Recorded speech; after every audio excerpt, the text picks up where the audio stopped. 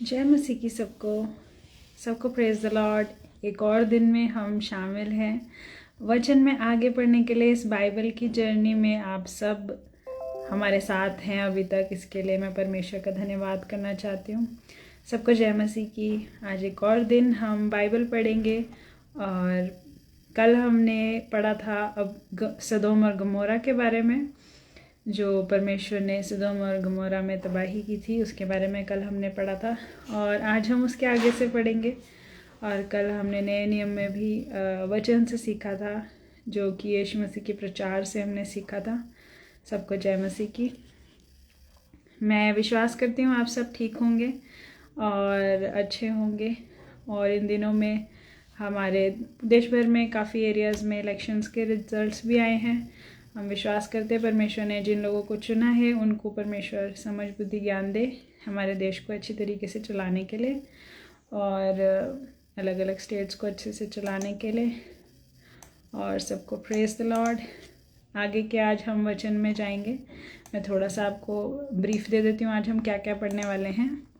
आज हम उत्पत्ति 20 से लेके 22 का 24 तक पढ़ने वाले हैं। और मत्ती 7 से हम पढ़ेंगे, मत्ती 7 का 15 से 29। और फिर हम भजन संहिता 9 पढ़ेंगे और नीति वचन 2 से हम पढ़ेंगे 16 से लेके 22 तक। सबको जय मसीह की। तो फिर हम वचन में आगे का हम पढ़ते हैं। कल हमने पढ़ा था कि परमेश्वर ने सदोम और गमोरा में किस तरह से तबाही करी और उसके बाद अब्राहम को एक पुत्र की आशीष दी और परमेश्वर ने वायदा किया कि 1 साल में जो है अब्राहम को एक पुत्र उत्पन्न होगा। और हम लोग रोज़ 7:15 बजे लाइव होते हैं, तो आप रोज़ 7:15 बजे ज्वाइन कर सकते हैं, जिसमें हम रोज़ बाइबल पढ़ेंगे मंडे टू फ्राइडे। तो मतलब अब हम कल नहीं मिलेंगे, हम मंडे को मिलेंगे इसके बाद। तो आज का दिन हम अपना पूरे हफ्ते के लिए भी प्रार्थना करेंगे। और मैं विश्वास करती हूँ इसके बाद आप लोग संडे को अपने घर के नज़दीक की चर्च और कलीसिया में जाएंगे, तो परमेश्वर उसमें भी आपकी मदद करे, इसके लिए भी धन्यवाद। तो उत्पत्ति से पढ़ेंगे, उत्पत्ति 20 का 1 से। फिर इब्राहिम वहाँ से कूच करके दक्षिण देश में आकर कादेश और शूर के बीच में ठहरा और गरार में रहने लगा। और इब्राहिम अपनी पत्नी सारा के विषय में कहने लगा कि वह मेरी बहन है। सो गरार के राजा अबीमेलेक ने दूत भेजकर सारा को बुलवा लिया। और रात को परमेश्वर ने स्वप्न में अबीमेलेक के पास आकर कहा, सुन, जिस स्त्री को तूने रख लिया है उसके कारण तू मर जाएगा, क्योंकि वह विवाहित है। परंतु अबीमेलेक तो उसके पास ना गया था। सो उसने कहा, हे प्रभु, क्या तू निर्दोष जाति का भी घात करेगा? क्या उसी ने स्वयं मुझसे नहीं कहा कि वह मेरी बहन है? और उस स्त्री ने भी आप कहा कि वह मेरा भाई है। मैंने तो अपने मन की खराई और अपने व्यवहार की सच्चाई से यह काम किया। परमेश्वर ने उससे स्वप्न में कहा, हाँ, मैं भी जानता हूँ कि तूने अपने मन की खराई से तूने यह काम किया है, और मैंने तुझे रोक भी रखा कि तू मेरे विरुद्ध पाप ना करे। इस कारण मैंने तुझको उसे छूने नहीं दिया। सो अब उस पुरुष की स्त्री को उसे फेर दे, क्योंकि वह नबी है, और वह तेरे लिए प्रार्थना करेगा और तू जीता रहेगा। पर यदि तू उसको ना फेर दे तो जान रख कि तू और तेरे जितने लोग हैं वे सब निश्चय मर जाएंगे।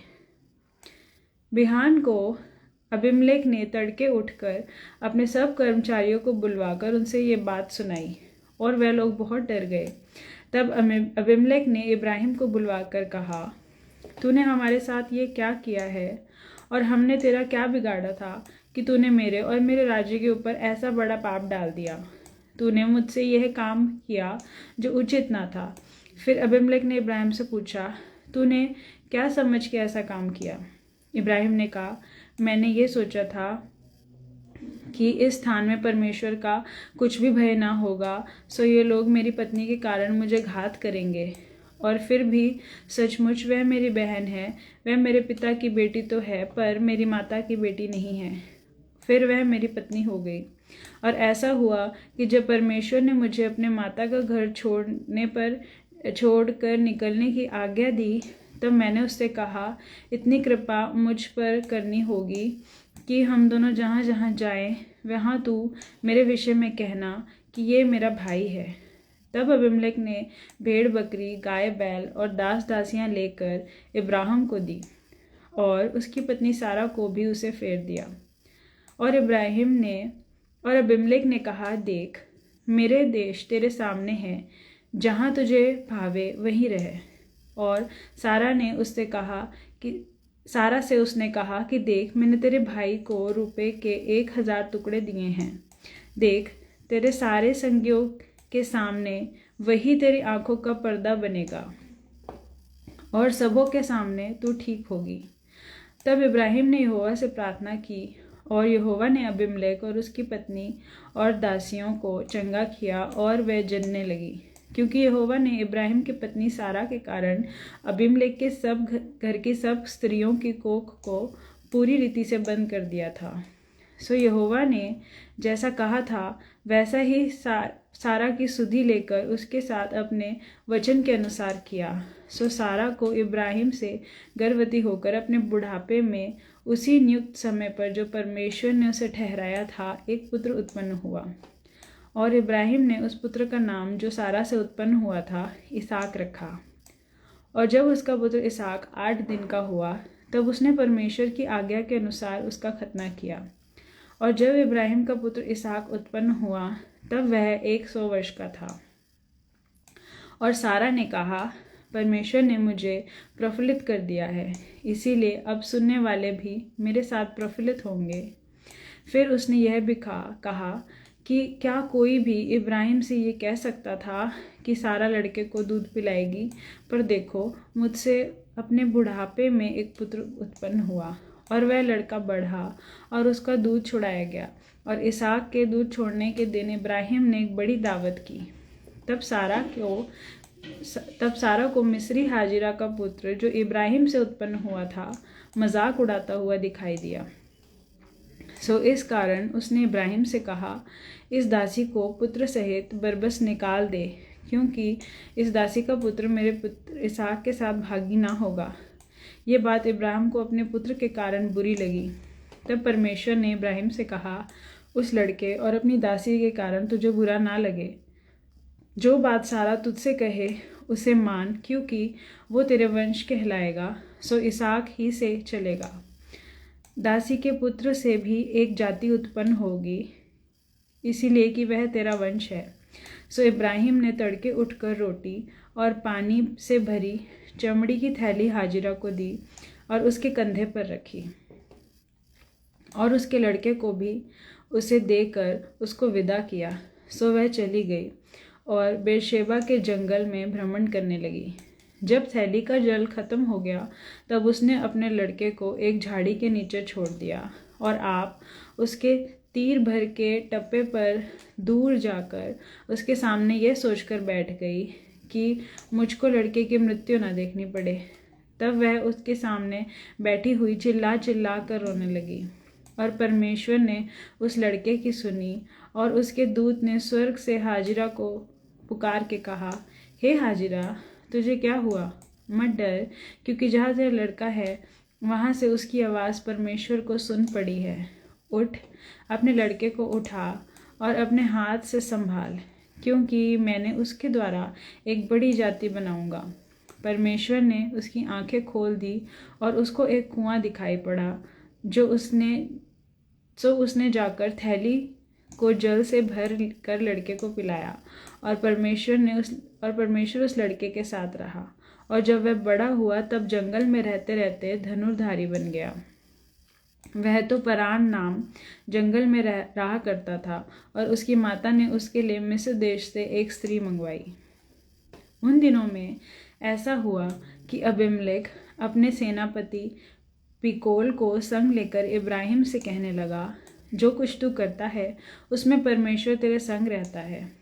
सो अब मुझसे यहाँ इस विषय में परमेश्वर की शपथ खा कि तू ना तो मुझसे छल करेगा और ना कभी मेरे वंश से करेगा, परंतु जैसी करुणा मैंने तुझ पर की है वैसे ही तू मुझ पर और इस देश पर भी जिसमें मैं रहता हूँ करेगा।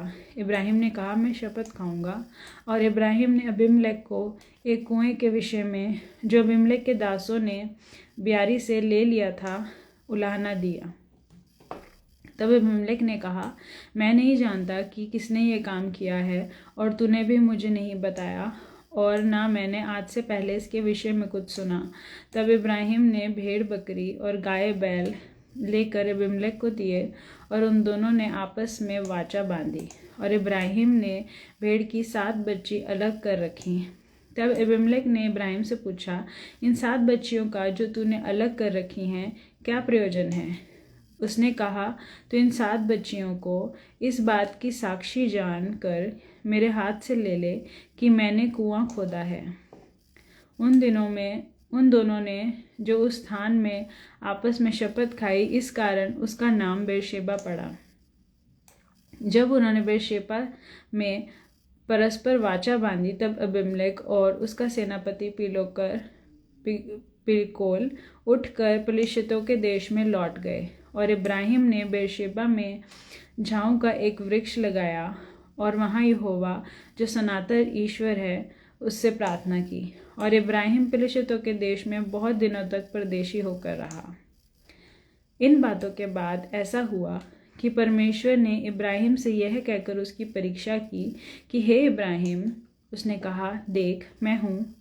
उसने कहा, अपने पुत्र को अर्थात अपने इकलौते पुत्र इसहाक को जिससे तू प्रेम रखता है संग ले और मोरिया देश में चला जा और वहाँ उसको एक पहाड़ के ऊपर जो मैं तुझे बताऊंगा होम बलि करके चढ़ाना। सो इब्राहिम अगले दिन तड़के उठा और अपने गधे पर काठी कसकर अपने 2 सेवक और अपने पुत्र इसहाक को संग लिया और होम बलि के लिए लकड़ी चीर ली। तब कूच करके उस स्थान की ओर चला जिसकी चर्चा परमेश्वर ने की थी। तीसरे दिन इब्राहिम ने आंख उठाकर उस स्थान को दूर से देखा और उसने अपने सेवकों से कहा, गधे के पास यहीं ठहरे रहो, यह लड़का और मैं वहाँ तक जाकर और दंडवत करके फिर तुम्हारे पास लौट आएंगे। सो इब्राहिम ने होम बलि की लकड़ी लेकर अपने पुत्र इसहाक पर लाद दी और आग और छुरी को अपने हाथ में लिया और वे दोनों एक साथ चल पड़े। इसहाक ने अपने पिता इब्राहिम से कहा, हे मेरे पिता। उसने कहा, हे मेरे पुत्र, क्या बात है? उसने कहा, देख आग और लकड़ी तो है, पर होम बलि के लिए भेड़ कहाँ है? इब्राहिम ने कहा, हे मेरे पुत्र, परमेश्वर की भेड़ का उपाय आप ही करेगा। सो वे दोनों संग संग आगे चलते गए और वे उस स्थान को जिसे परमेश्वर ने उसको बताया था पहुँचे। तब इब्राहिम ने वहाँ वेदी बनाकर लकड़ी को चुन चुन कर रखा और अपने पुत्र इसहाक को बांध के वेदी पर की लकड़ी के ऊपर रख दिया। और इब्राहिम ने हाथ बढ़ाकर छुरी को लिया कि अपने पुत्र को बलि करे। तब यहोवा के दूत ने स्वर्ग से उसको पुकार कर कहा, हे इब्राहिम, हे इब्राहिम। उसने कहा, देख मैं तो यहीं हूँ। फिर उसने कहा, इस लकड़ी पर हाथ मत बढ़ा और उससे कुछ ना कर, क्योंकि तूने जो मुझसे अपना पुत्र वरन अपना इकलौता पुत्र को भी नहीं रख छोड़ा, इससे मैं अब जान गया कि तू परमेश्वर का भय मानता है। तब इब्राहिम ने आंखें उठाई और क्या देखा कि उसके पीछे एक मेढ़ा अपने सींगों में से झाड़ में फंसा हुआ है। सो इब्राहिम ने जाके उस मेढ़े को लिया और अपने पुत्र की जगह होम बलि करके चढ़ाया। और इब्राहिम ने उस स्थान का नाम यहोवा यीरे रखा। इसके अनुसार आज तक भी कहा जाता है कि यहोवा के पहाड़ पर उपाय किया जाएगा। फिर यहोवा के दूत ने दूसरी बार स्वर्ग से इब्राहिम को पुकार के कहा, यहोवा की ये वाणी है कि मैं आप ही ये शपथ खाता हूँ कि तूने जो ये काम किया है कि अपने पुत्र वरन अपने इकलौते पुत्र को भी नहीं रख छोड़ा, इस कारण मैं निश्चय तुझे आशीष दूंगा और निश्चय तेरे वंश को आकाश के तारागण और समुद्र के तीर की बालू के किनके के समान अनगिनत करूंगा। और तेरे वंश अपने शत्रुओं के नगर का अधिकारी होगा और पृथ्वी की सारी जातियां अपने को तेरे वंश के कारण धन्य मानेंगी। क्योंकि तूने मेरी बात मानी है। तब इब्राहिम अपने सेवकों के पास लौट गया और वे सब बेरशेबा की ओर संग संग गए, और इब्राहिम बेरशेबा में बसा रहा। इन बातों के बाद ऐसा हुआ कि इब्राहिम को यह संदेश मिला कि मिल्का के तेरे भाई नाहोर से संतान उत्पन्न हुई है। मिल्का के पुत्र तो ये हुए, अर्थात उसका जेठा ऊस और उसका भाई बूज और कमूएल जो अराम का पिता हुआ, फिर के सेद, हज़ा, पिदलाश, यदलाप और बतूएल। और आठों को मिल्का इब्राहिम के भाई नाहोर ने जन्मी थी। और बतूएल ने रिबका को उत्पन्न किया। फिर नाहोर के रूमा नाम एक दासी भी थी, जिससे तेबह, गहम, तहश और माका उत्पन्न हुए। आज हमने पुराने नियम में काफ़ी कुछ सीखा, और हमने एक सबसे बड़ी जो धार्मिकता मानी गई है, जो कि इब्राहिम ने अपने परमेश्वर के वचन को मानते हुए अपने इकलौते पुत्र को भी नहीं रख छोड़ा परमेश्वर से। और एक सीखने वाली बात है, क्योंकि इब्राहिम को विश्वास का एक पिता माना जाता है। इब्राहिम ने परमेश्वर पर बड़ा विश्वास किया और बड़ा विश्वास दिखाया।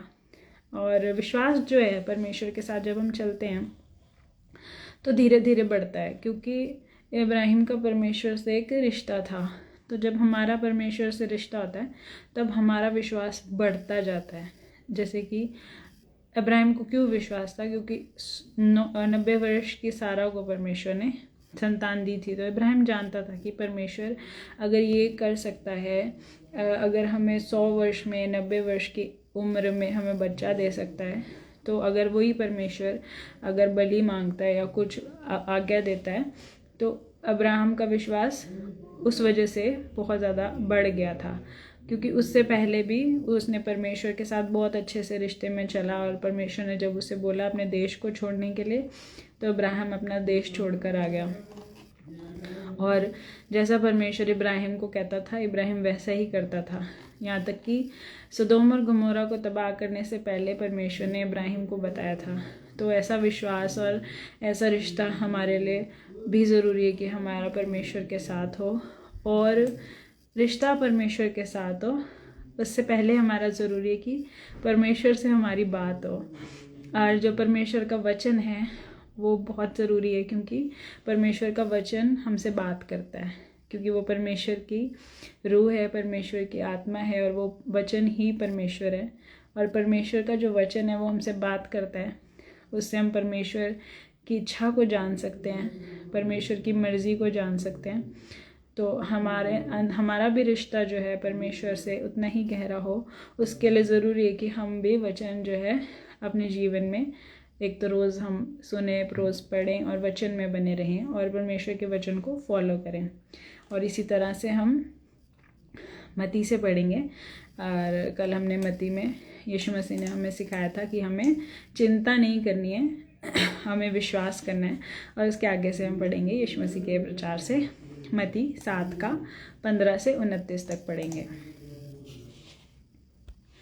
झूठे भविष्यवक्ताओं से सावधान रहो, जो भेड़ों के भेष में तुम्हारे पास आते हैं, परंतु अंत में पकड़वाने वाले भेड़िए हैं, फाड़ने वाले भेड़िए हैं। उनके फलों से तुम उन्हें पहचान लोगे। क्या झाड़ियों से अंगूर या ऊँटकटारों से अंजीर उगते हैं? इसी प्रकार हर एक अच्छा पेड़ अच्छा फल लाता है, और निकम्मा पेड़ बुरा फल लाता है। अच्छा पेड़ बुरा फल नहीं ला सकता, और निकम्मा पेड़ ना अच्छा फल ला सकता है। जो पेड़ अच्छे फल नहीं लाता वो काटा और आग में डाला जाएगा। सो उनके फलों में से तुम उनको पहचान लोगे। जो मुझसे हे प्रभु कहते हैं, उनमें से हर एक स्वर्ग के राज्य में प्रवेश ना करने पाएगा, परंतु वही जो मेरे स्वर्ग पिता की इच्छा को पर चलते हैं।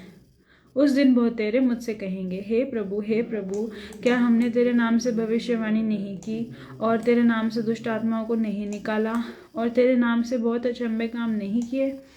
तब मैं उनसे खुलकर कह दूंगा कि मैंने तो तुमको कभी नहीं जाना।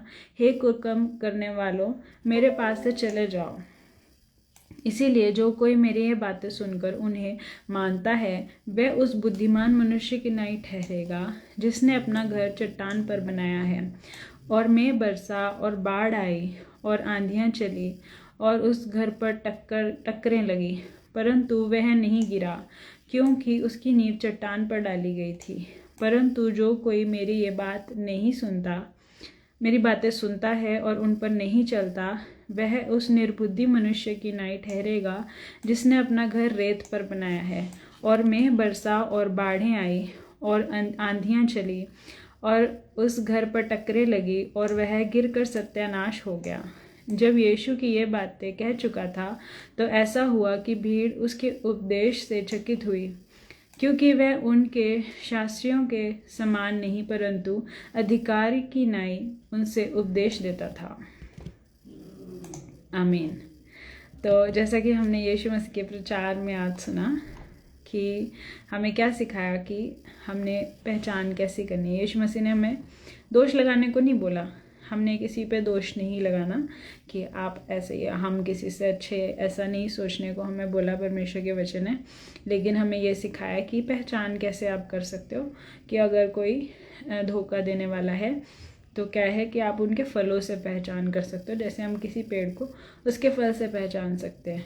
तो अगर आपको लगे कि किसी में आत्मिक फल हैं, जैसे कभी हम कोई अच्छा चर्च ढूंढने की कोशिश करते हैं, कोई अच्छे पास्टर को ढूंढने की कोशिश करते हैं, उस समय में भी परमेश्वर ने हमें एक अच्छी पहचान का तरीका बताया कि हम अच्छे भविष्यवक्ताओं को, अच्छे पास्टर्स को कैसे ढूंढ सकते हैं और झूठे भविष्यवक्ताओं से कैसे दूर रह सकते हैं।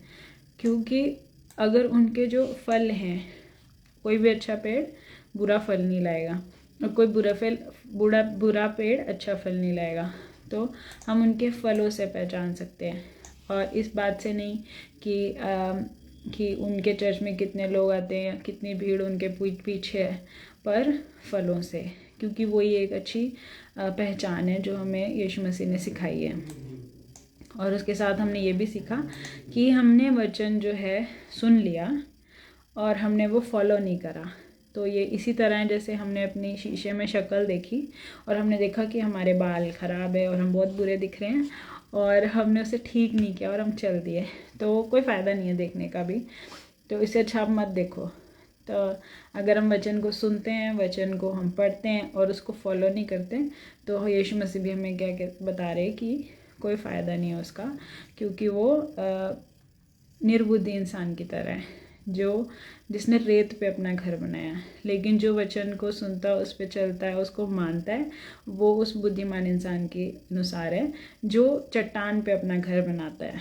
तो ये हमने आज मत्ती के अध्याय में पढ़ा है। और हम भजन संहिता 9 पढ़ेंगे अब। हे यहोवा परमेश्वर, मैं अपने पूर्ण मन से तेरा धन्यवाद करूँगा।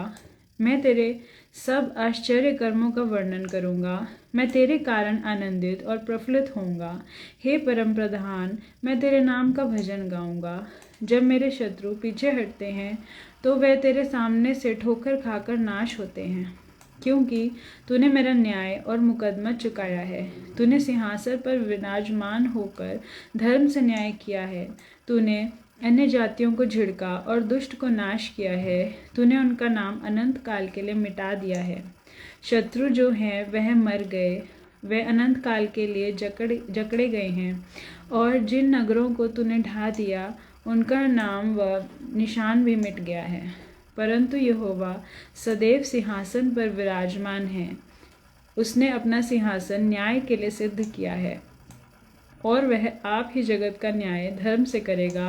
वह देश देश के लोगों का मुकदमा खराई से निपटाएगा। यहोवा पिसे हुए के लिए ऊंचा गढ़ ठहरेगा। वह संकट के समय उनके लिए भी ऊंचा गढ़ ठहरेगा। और तेरे नाम के जानने वाले तुझ पर भरोसा रखेंगे, क्योंकि हे यहोवा तूने अपने खोजियों को त्याग नहीं दिया। यहोवा जो सियोन में विराजमान है उसका भजन गाओ। जाति जाति के लोगों के बीच में उसके महाकर्मों का प्रचार करो, क्योंकि खून का पलटा लेने वाला उनको स्मरण करता है। वह दीन लोगों की दुहाई को नहीं भूलता।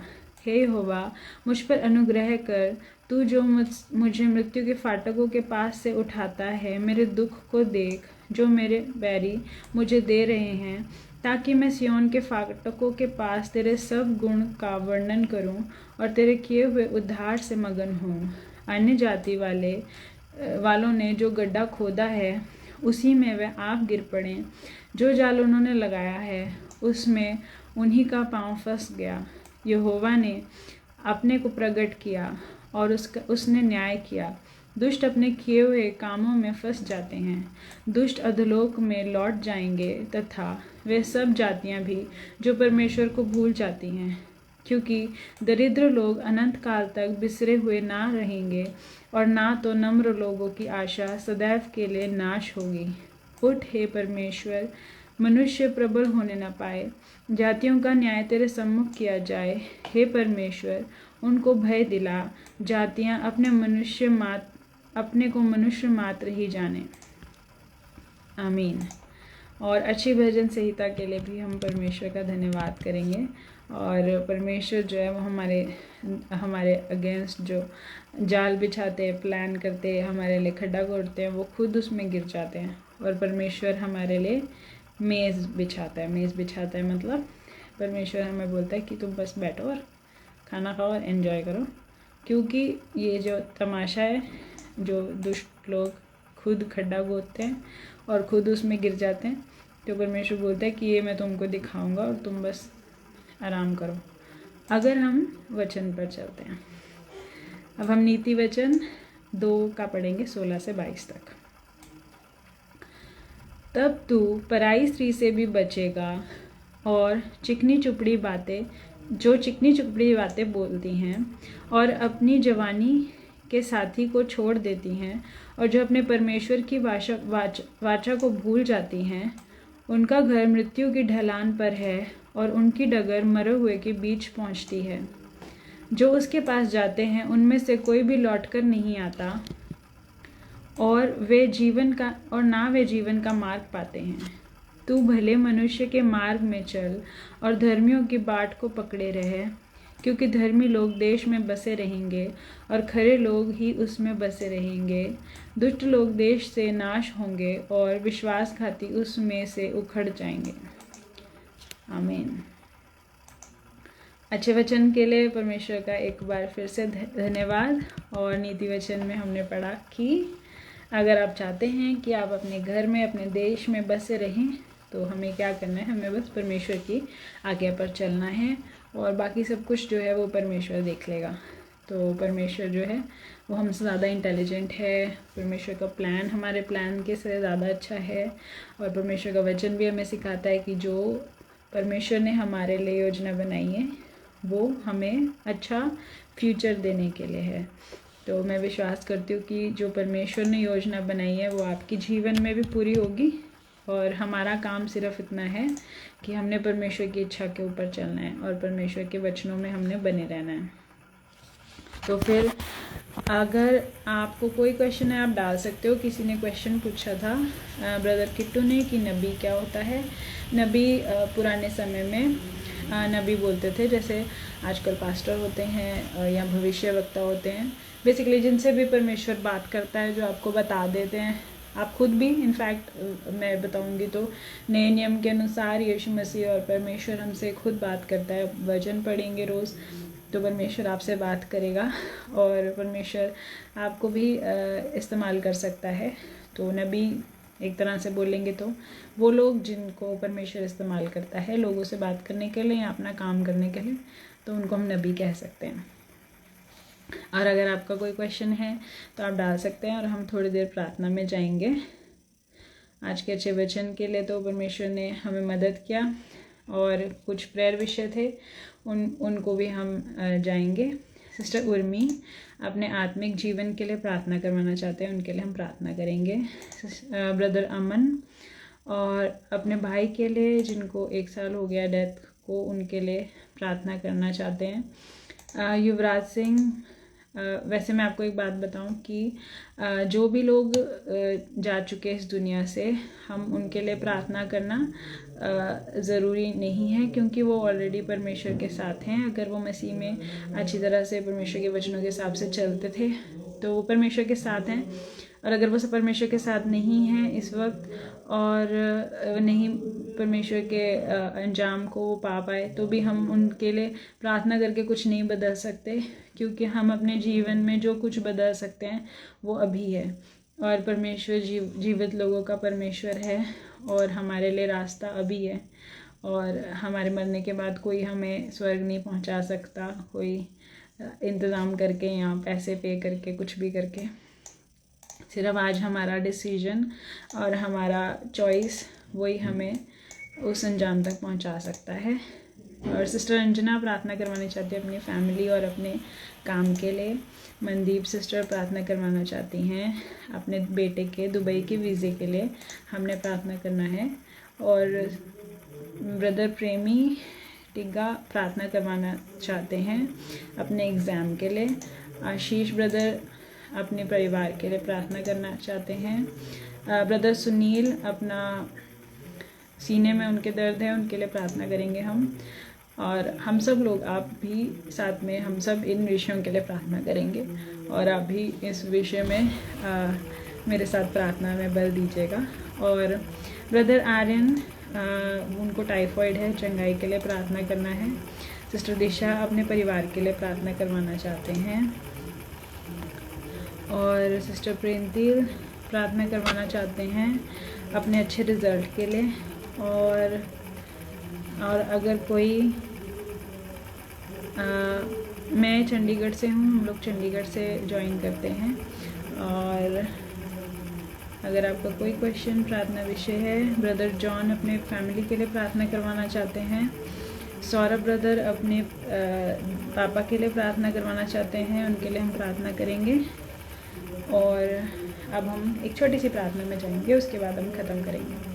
Hallelujah, hallelujah. स्वर्गीय पिता परमेश्वर, धन्यवाद करते परमेश्वर आज वचन से पढ़ने के लिए, परमेश्वर सुनने के लिए आपने मदद और सहायता किया परमेश्वर। हम विश्वास करते परमेश्वर कि जो वचन आपने हमें दिया परमेश्वर, ये हमारे जीवन में कार्य करेगा परमेश्वर। इस वचन को हमारे जीवनों में परमेश्वर बोया जाए परमेश्वर, एक कान से सुनकर दूसरे से निकालने वाले नहीं, लेकिन परमेश्वर हमारे जीवनों में बोया जाए परमेश्वर, फल लेकर आए। इसके लिए हम प्रार्थना करते हैं परमेश्वर। जितने भी प्रेयर विषय सबने अपने शेयर करे परमेश्वर, आप उन सब के ऊपर जय का हाथ रख दे परमेश्वर। हर एक बीमारी, हर एक परमेश्वर शैतान की युक्तियाँ परमेश्वर, हेवनली फादर, हमें हर एक चिंताएं परमेश्वर जो भी आपके लोगों को जकड़े हुए परमेश्वर, उन सब से आप आज़ाद कर दे in the name of Jesus and by the power of Holy Spirit परमेश्वर। अपनी सामर्थ्य से आप इन सब को चंगाई परमेश्वर दें, और परमेश्वर इनके हर एक विषय के ऊपर परमेश्वर आंसर्स आप दें परमेश्वर।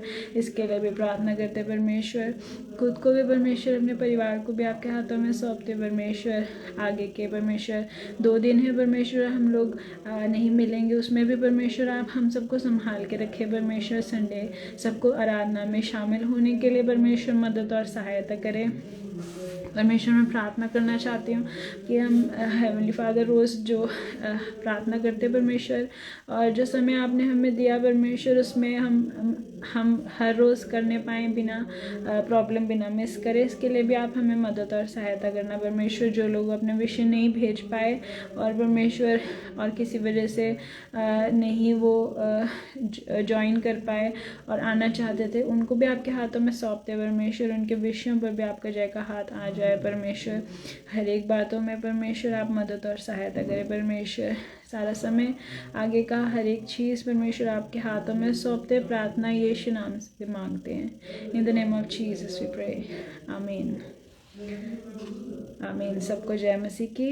अब हम मिलेंगे मंडे को, और मंडे को 7:15 बजे, और हम इसके आगे बाइबल की जर्नी में आगे जाएंगे। और मैं विश्वास करती हूँ 1 साल के अंदर हम पूरी बाइबल फिनिश करेंगे, और हम परमेश्वर के वचन से सीखेंगे, परमेश्वर के जन से सीखेंगे, परमेश्वर के लोगों से सीखेंगे और आप सब भी इसमें ज्वाइन हो जाइएगा। और अगर आप चाहें तो आप किसी के साथ ये शेयर भी कर सकते हैं, जिनके साथ भी आप शेयर करना चाहें। और परमेश्वर आपको आशीष दे और हम सब अब मंडे को मिलेंगे। आप सबको जय मसीह की।